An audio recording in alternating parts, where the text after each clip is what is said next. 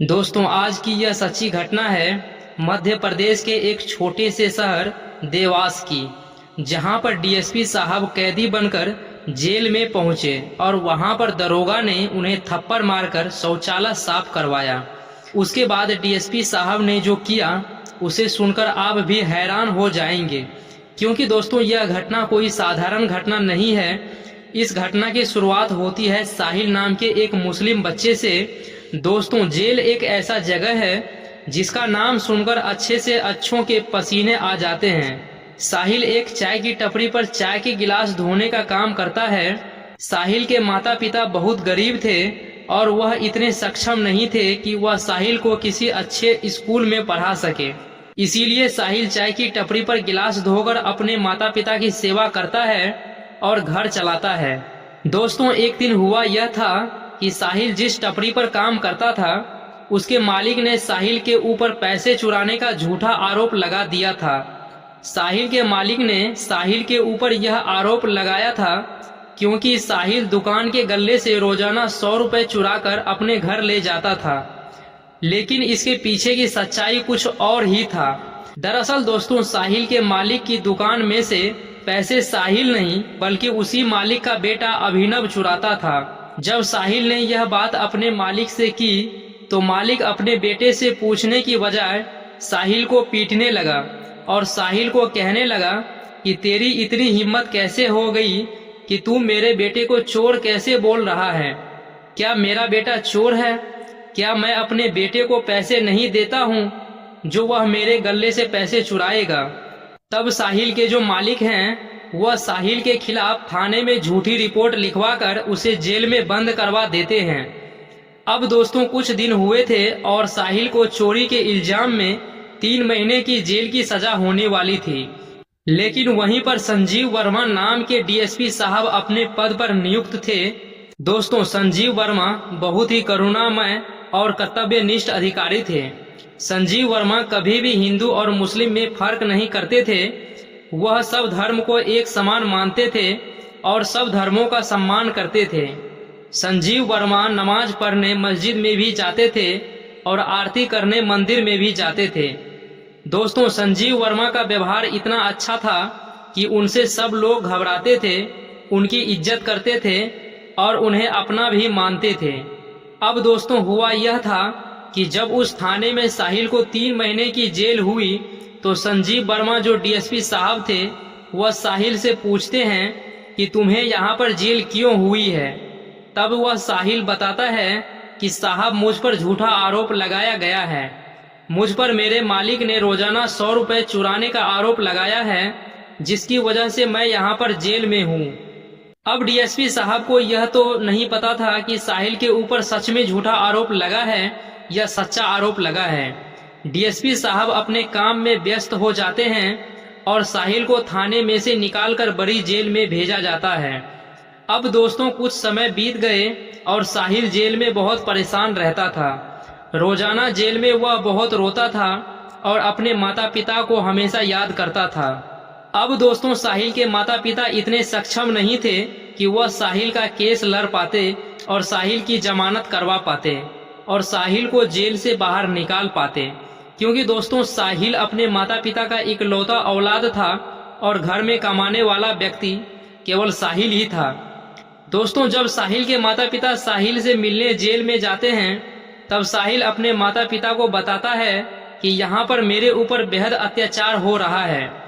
कुछ कैदी मुझसे रोजाना कपड़े धुलवाता है और मुझसे झाड़ू लगवाता है, मुझे बेवजह मारते हैं, मेरा खाना छीन लेते हैं, मुझे चैन से नहीं जीने देते हैं। तब यह सुनकर साहिल के माता पिता बहुत रोते हैं और साहिल को कहते हैं कि बेटा, पता नहीं उस रब ने हमारे जीवन में कितने दुख लिखे हैं। अब दोस्तों, वह जो जेल था वह साधारण जेल नहीं था। उस जेल में बहुत गलत काम हो रहे थे। नए नए कैदियों के ऊपर अत्याचार हो रहे थे, मादक पदार्थों की तस्करी हो रही थी। सभी कैदी अपनी अपनी गैंग बनाकर रहते थे और छोटे असहाय अकेले लोगों को देखकर उनके ऊपर भड़ास निकालते थे, उनके साथ मारपीट करते थे। दोस्तों, जेल की ऐसी ही जिंदगी होती है। जब सब कुछ साहिल के माता पिता ने साहिल से सुना तब साहिल के माता पिता उस थाने में जाकर बोलते हैं कि साहब, मेरे बेटे के ऊपर जेल में बहुत अत्याचार हो रहे हैं, मेरे बेटे को मारा जा रहा है, मेरे बेटे को खाना नहीं दिया जा रहा है, वहाँ पर हिंदू और मुस्लिम का भेदभाव किया जा रहा है। तब साहिल के माता पिता जिस दरोगा के सामने यह बोल रहे थे, वह दरोगा उनके माता पिता को धक्के मारकर थाने से बाहर निकाल देता है और वह दरोगा बोलता है कि तुमने अपने बेटे को क्या शिक्षा दी है? पैसे चुराने की, जिस थाली में खाए उसी में छेद करने की। जाओ यहाँ से और आज के बाद यहाँ पर मत आना। 3 महीने बाद तुम्हारा बेटा जेल से छूटकर आएगा, तब उसे जेल में ही लेने चले आना। अब दोस्तों, वहाँ पर जब दरोगा ने साहिल के माता पिता का अपमान किया तो साहिल के माता पिता घर आकर बहुत रोए। दूसरे दिन जब साहिल के माता पिता थाने गए तो वहाँ पर डीएसपी साहब बैठे थे। जब साहिल के माता पिता ने डीएसपी साहब को यह सब घटना बताई तो डीएसपी साहब ने कहा कि ठीक है, मैं आज शाम को जेल जाता हूँ और वहाँ पर जाकर देखता हूँ कि तुम्हारे बेटे के साथ किन लोगों ने अत्याचार किया है और कौन लोग तुम्हारे बेटे के साथ जबरदस्ती कर रहे हैं। अब दोस्तों, साहिल के माता पिता डीएसपी साहब के सामने हाथ जोड़कर और यह सब घटना बताकर चले जाते हैं। अब होता यह है कि शाम के वक्त जब डीएसपी साहब उस गरीब मासूम बच्चे की सहायता करने के लिए जेल के दरवाजे पर जाते हैं और जब वह साहिल से पूछताछ करते हैं तो साहिल घबराया हुआ था और साहिल किसी का भी नाम नहीं बताता है, क्योंकि दोस्तों साहिल को उस जेल में ही रहना था।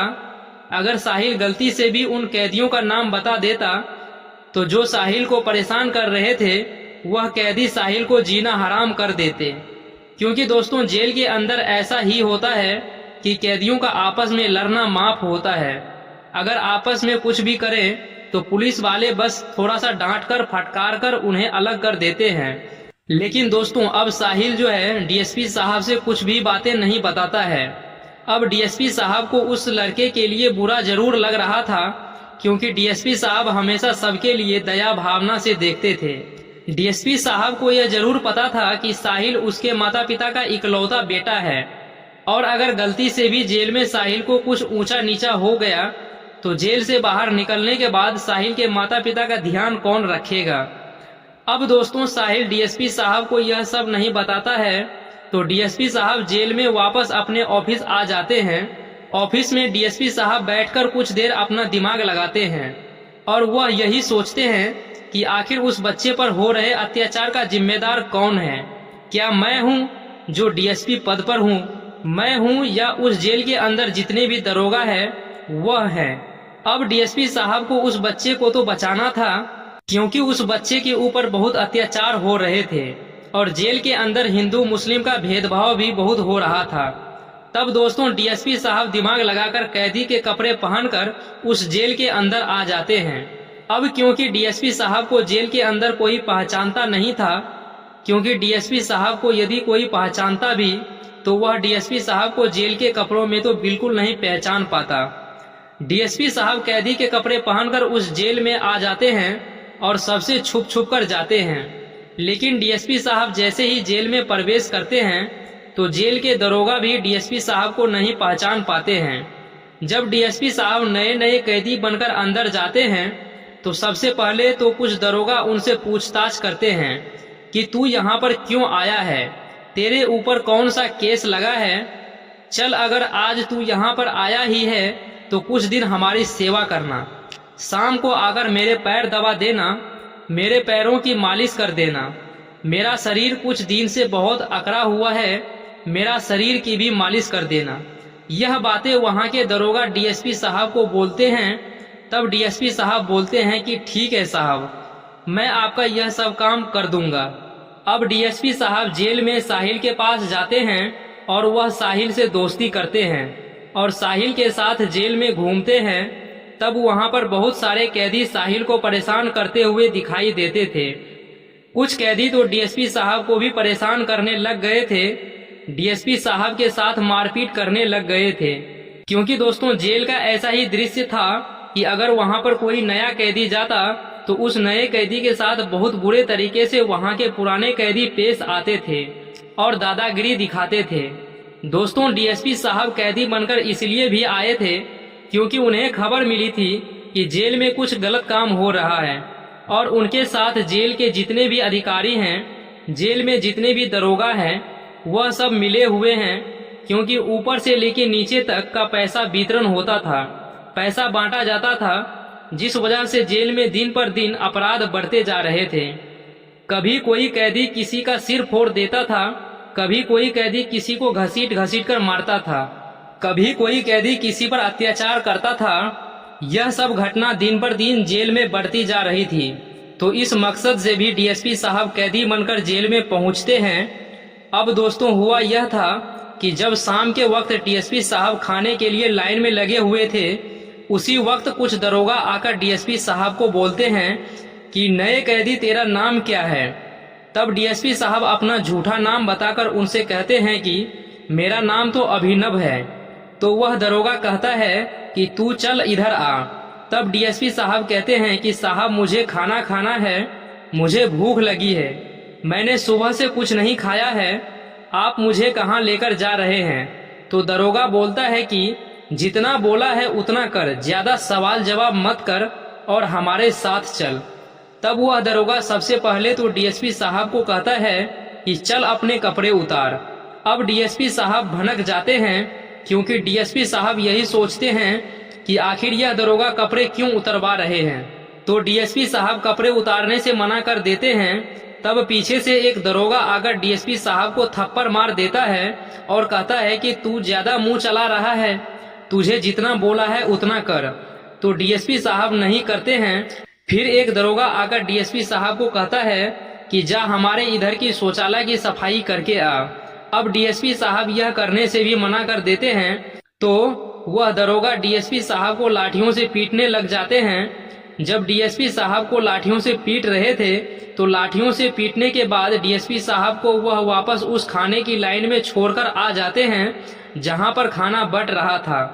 तब साहिल उनसे पूछता है कि भैया आपके साथ इन लोगों ने क्या किया। तब डीएसपी साहब बोलते हैं कि कुछ नहीं भाई, बस मुझे इन लोगों ने साइड में ले जाकर मारा है और वापस यहाँ लाकर छोड़ दिया है। तब साहिल बोलता है कि साहब जब मैं इस जेल में नया नया आया था तब मेरे साथ भी इसी तरह का बर्ताव हुआ था। मुझे तो कैदियों ने भी मारा था, मुझे कैदी भी परेशान करते थे और यहाँ पर जितने भी पुलिस वाले थे इन्होंने भी मुझे बहुत मारा था। अब यह सब सुनकर डीएसपी साहब का खून खौलता है क्योंकि दोस्तों इस जेल में ऐसा हो रहा था कि जो लोग गलत कर रहे थे उनके साथ पुलिस वाले कुछ नहीं करते थे, उन्हें और छूट दे देते थे, उन्हें और बढ़ावा दे देते थे। लेकिन जो सीधे साधे साधारण लोग थे उनके ऊपर जेल के जितने भी दरोगा थे वह बहुत बुरा बर्ताव करते थे, अत्याचार करते थे, उनके ऊपर तरह तरह के परीक्षण करते रहते थे। अब जब डीएसपी साहब ने जेल की यह हालत देखी तब डीएसपी साहब मन ही मन बहुत उदास हुए क्योंकि दोस्तों जेल में सिर्फ जरूरी नहीं कि आपराधिक लोग ही थे, उस जेल के अंदर कुछ ऐसे भी लोग थे जिनके ऊपर झूठे केस लगाए गए थे। जो लोग झूठे केस में कई सालों से जेल में सड़ रहे थे और वह इसलिए सड़ रहे थे क्योंकि उनका परिवार इतना सक्षम नहीं था कि वह केस लड़ सके। दोस्तों आज भी भारत के जेल में न जाने कितने लोग हैं जो बेकसूर हैं, जिनके ऊपर गलत इल्जाम लगाए गए हैं, लेकिन उसके बावजूद भी उनको सजा मिल रही है। और जितने भी अपराधी थे जो सच साबित हुए थे वह बाहर ही घूम रहे हैं। हमारे देश की कानून व्यवस्था आज भी इतनी कच्ची है कि कभी भी बिना निष्पक्ष जांच किए कई बार सही लोगों को जेल हो जाती है और बुरे लोग बाहर घूमते रह जाते हैं। अब दोस्तों डीएसपी साहब जब यह सब दृश्य देखते हैं तो डीएसपी साहब मायूस हो जाते हैं और डीएसपी साहब खाना छोड़कर पुनः उन दरोगा के पास जाते हैं और बोलते हैं कि आज तो तुम्हारी सामत आई है, आज तुमने जिस कैदी को मारा है वह कैदी कौन है। जब तुम यह जानोगे तो तुम अभी मेरे पैर में गिड़गिड़ाने लगोगे। तो वहाँ जितने भी दरोगा थे वह डीएसपी साहब को बोलते हैं कि कहीं का प्रधानमंत्री है क्या तू, या कहीं का मुख्यमंत्री है जो ऐसी बातें कर रहा है, चल जा यहाँ से वरना एक बार फिर से पिटाई कर देंगे। तब डीएसपी साहब वहाँ पर जोर जोर से हंसने लग जाते हैं और डीएसपी साहब उस जेल के जो मुख्य अधिकारी थे, जिनके अंदर सारे दरोगा जेल में काम करते थे, उस मुख्य अधिकारी को बुलाया जाता है। और जैसे ही वह मुख्य अधिकारी को डीएसपी साहब ने अपनी असली पहचान बताई, वह यह दृश्य देखकर वहां जितने भी दरोगा थे, जितने भी कैदी थे, वह घबरा गए थे, क्योंकि उन दरोगा और कैदी सबको यह पता था कि हमने जिस इंसान के ऊपर गलत बर्ताव किया है, गलत चीजें की है, मारपीट की है, वह कोई साधारण इंसान नहीं था, वह डीएसपी साहब था। अब डीएसपी साहब जब अपना असली रूप उन सबको बताते हैं तो सब लोग डीएसपी साहब के पैरों में गिड़गिड़ाने लगते हैं, और जितने भी दरोगा थे वह सब घुटने के बल बैठकर डीएसपी साहब से माफी मांगने लगते हैं कि साहब मुझे माफ कर दो, मुझे नहीं पता था कि आप डीएसपी साहब हैं। अगर कोई हमें बता देता कि आप डीएसपी साहब हैं तो हम आपके लिए यहाँ पर बहुत अच्छी व्यवस्था रखते, आपके लिए रोजाना बाहर से खाना मंगवाते, आपके लिए टीवी वाला रूम आपको देते, जिस रूम में पंखा और फ्रिज सब कुछ होते। तब डीएसपी साहब बोलते हैं कि मैं यहाँ पर कोई अपराध करके अंदर नहीं आया हूँ, मैं कोई क्राइम करके अंदर नहीं आया हूँ, मैं यहाँ पर सिर्फ इसलिए आया हूँ क्योंकि मुझे खबर मिली थी कि जेल में कुछ काले काम हो रहे हैं, जेल के अंदर लोगों पर अत्याचार हो रहे हैं, जेल के अंदर नए नए कैदियों के ऊपर मारपीट और गलत तरीके से उनके साथ बर्ताव करने की सूचना मुझे मिली थी। इसीलिए मैं यह सब चीज अपनी आंखों से देखने आया था और रंगे हाथों सबको पकड़ने आया था। तब वहां पर जितने भी दरोगा थे वह सब दरोगा डीएसपी साहब से माफी मांगते हैं और जेल का अधिकारी भी डीएसपी साहब से माफी मांगने लगता है। साहब हम सबको माफ कर दो, हमें नहीं पता था कि आप डीएसपी साहब हो। तब डीएसपी साहब बोलते हैं कि आखिर तुम चाहते क्या हो, यहाँ पर लोग सुधरने आते हैं, हमारा मुख्य उद्देश्य जेल बनाने का यही है कि लोगों को समझ आए कि बाहर की जिंदगी और जेल की जिंदगी क्या होती है और बाहर जाने के बाद लोग अपने जीवन को कैसे जिएं। लेकिन यहाँ पर तुम ही बुराइयों को बढ़ावा दे रहे हो, जेल में सारे कैदियों के साथ बुरा बर्ताव कर रहे हो और कैदी भी कुछ बुरा कर रहे हैं तो उन्हें रोकने के बजाय उन्हें भी बढ़ावा दे रहे हो। क्या इस तरह से तुम हमारे देश का आपराधिक प्रतिशत कम करोगे? क्या इस तरह हमारा देश महान बनेगा? क्या इस तरह हमारा देश सुधरेगा? अब दोस्तों यहाँ पर डीएसपी साहब यही कहते हैं कि क्या तुम्हें पता है कि इस जेल में कितने ऐसे लोग हैं जो बेवजह झूठे आरोपों में बंद हैं। अगर तुम उनके साथ भी ऐसा ही बर्ताव करोगे तो फिर वह लोग बाहर जाकर क्या कहेंगे लोगों से।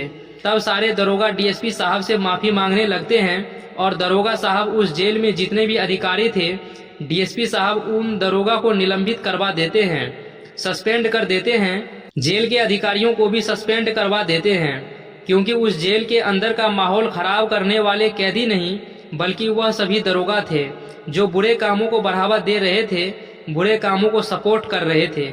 दोस्तों अब डीएसपी साहब के साथ जो साहिल था, वह साहिल डीएसपी साहब को सलाम करने लगता है कि साहब अगर आज आप जेल नहीं आते तो पता नहीं मेरे जैसे मासूम और सीधे कैदियों की क्या हालत होती, क्योंकि डीएसपी साहब को यह तो पता था कि साहिल गुनहगार नहीं है, साहिल को झूठे आरोपों में फंसाया गया है।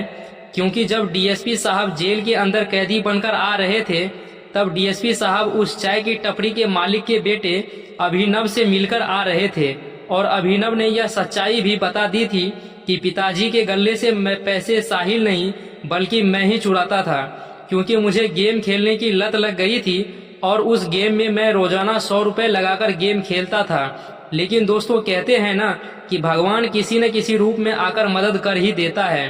साहिल के लिए डीएसपी साहब भी उसके रब बनकर गए थे और न जाने साहिल जैसे जितने भी लोग थे उस जेल में वह भी डीएसपी साहब को नतमस्तक होकर प्रणाम करने लग जाते हैं। अब दोस्तों आप यही सोच रहे होंगे कि जब जेल में बहुत सारे सरल और बिना अपराध के कैदी हैं तो डीएसपी साहब उनको रिहा क्यों नहीं करवाते हैं। तो दोस्तों ऐसा बहुत मुश्किल है, क्योंकि उन लोगों के खिलाफ जो सबूत चाहिए होते हैं वह सबूत नहीं मिल पाते हैं, जिसकी वजह से ऐसे लोगों को बिना किसी क्राइम से जेल में रहना ही पड़ता है। अब दोस्तों इस घटना के बाद पूरे शहर में इस घटना की चर्चा हुई। आप कमेंट बॉक्स में हमें अवश्य बताइएगा कि आपको यह घटना कैसी लगी।